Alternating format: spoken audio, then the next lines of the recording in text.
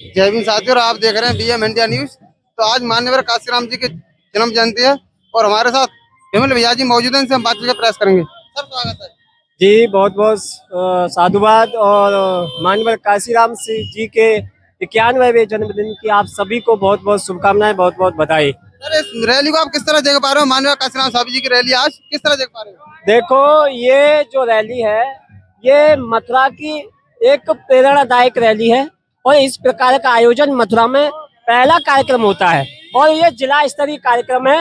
और आज जिसको हम देख पा रहे हैं, इसमें जो ये जनसमूह है, ये गांव से शहर से संयुक्त जनसमूह है और इसमें एक प्रेरणा इस समाज को, इस बहुजन समाज को ये प्रेरणा मिलती है कि जब तक हम एकजुट नहीं होंगे, जब तक हम सभी वर्ग, सभी समुदाय और बहुजन समाज एक मंच पर नहीं आएगा, जब तक बहुजन एकता मार्च का वास्तविक अर्थ और भावार्थ हमें यहाँ देखने को मिलता है।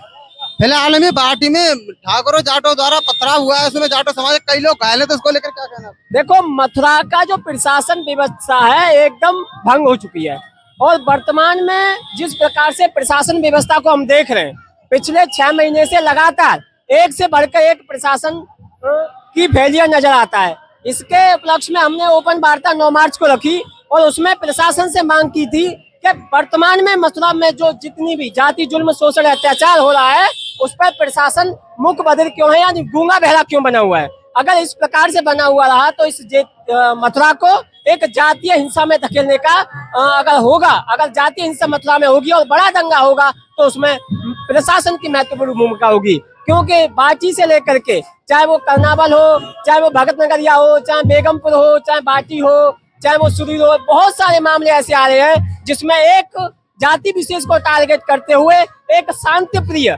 मजदूर, गरीब और शोषित जो समाज हजारों साल से रहा है उसको दंगा के लिए और हिंसा के लिए उकसाया जा रहा है। और इसमें प्रशासन, अभी हमने देखा छाता में कल की घटना है और जिसे रूपनगर कहते हैं, उसमें ठाकुर समाज के दो लोगों के द्वारा उसमें उस घर को बड़ी बेरहमी से पीटा है और प्रताड़ित किया जा रहा है। जबकि छाता के एसएचओ से मेरी बात भी हुई और उन्होंने अभी तक एफआईआर अभी नहीं ली है। तो ये बड़ा ही एक मार्मिक विषय है और गंभीर विषय है जिसको समाज को समझना चाहिए।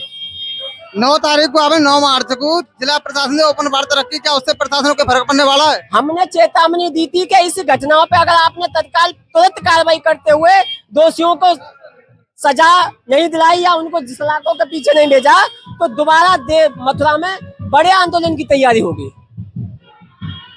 अगर इस प्रशासन आपकी मांग को पूरा नहीं करता तो आप क्या करोगे आगे? नहीं, समाज को अगर प्रशासन, समाज की बात को प्रशासन नहीं मानता है तो उन्हीं परिवारों को से मिला जाएगा, उन परिवारों को अवगत कराया जाएगा कि आपके शोषण, अत्याचार का जिम्मेदार आपके साथ साथ और वो समाज के साथ साथ प्रशासन भी है। क्योंकि प्रशासन आपकी सुनवाई नहीं कर रहा है, आपके सुरक्षा में नहीं खड़ा है, आपके हित में काम नहीं कर रहा है, आपके हित में कानूनी कार्रवाई नहीं कर रहा है। जो प्रशासन तुम्हारी रक्षा सुरक्षा की जिम्मेदारी के लिए नियुक्त किया जाता है, बनाया जाता है, वही प्रशासन आपकी एफआईआर या आपकी प्रशासन कार्रवाई करने से पीछे रहता है। तो इसमें प्रशासन बड़ा ही गैर जिम्मेदार है। सर आपका क्या कहना है? कि आज 15 मार्च डॉक्टर मान्यवर काशीराम जी की जन्म जयंती की हार्दिक शुभकामनाएं सभी को देना चाहता हूं। और जो कल का जो त्योहार गए, जिनको त्योहार माने तुम्हारी हार माने हार, तुम्हारी हार के जो प्रतीक चिन्ह गए, जिसमें एक महिला को जलाकर उत्सव मनाना, इसका मतलब साफ सिद्धांत दिखाई देता है अवीर। माने आप अवीर माने वीर नहीं है, आप वीर नहीं है, ये अवीर का मतलब होता है। लेकिन जब इसका इतिहास निकालते हैं, लोगों से कहा जाता है, वो कहते हैं पुरानी परंपराएं चली आ रही हैं। भाई पुरानी परंपराएं क्या दिक्कतें थी, क्या से क्या था, वो सिचुएशन नहीं ढूंढते हैं हम, लेकिन पुरानी हमारे बाबा परबाबा करते आए वही हम करना चाहते हैं, ये इतिहास दिखाते हैं। लेकिन जो हमारे महापुरुषों ने जो किया, किसके लिए क्या, इसके बारे में हम बिल्कुल नहीं करना चाहते। डॉक्टर BR अम्बेडकर देश में अकेले पढ़े लिखे व्यक्ति थे जिन्होंने हजारों साल से कुरीतियां चली आ रही, उसको खंडन करते हुए, उनका विरोध करते हुए, इतना विरोध भी नहीं किया, लड़ाई नहीं लड़ी, लेकिन कलम की लड़ाई लड़ी और उन्होंने सबको हक अधिकार दिए। लेकिन आज हम इतने पढ़े लिखे होने के बाद हमने सारा कुछ बेच दिया। केवल हम पढ़े इसलिए कि हम अपना पेट भरें, आने वाली समाज का लिए सब बेच दें। आज देखते होंगे सरकारी शिक्षा बिक चुकी है, सरकारी नौकरियां खत्म हो चुकी हैं, सरकारी रोजगार खत्म हो चुके हैं।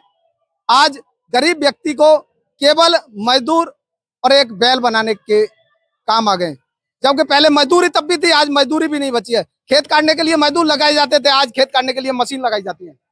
और मशीनें किसके पास हैं? पूंजीपतियों के पास है। मजदूरों के पास क्या बचा? कुछ नहीं। उनकी केवल सब्जियां बनने लगेंगी। कुछ समय आने दीजिए, उन मजदूरों की, गरीबों की सब्जियां बनने लगेंगी।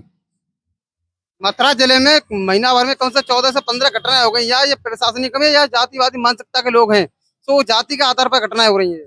देखिए, जिस समय वर्दी पहनी जाती है तो संविधान की बातें कही जाती हैं, लेकिन संविधान की शपथ लेते हैं, लेकिन वर्दी पहनने के बाद वो धर्म की शपथ लेने लगते हैं। जबकि उन्हें संविधान की शपथ लेने के बाद संविधान के कार्य करने चाहिए, वो संविधान के कार्य न करके वो केवल धर्म के कार्य करने लग जाते हैं।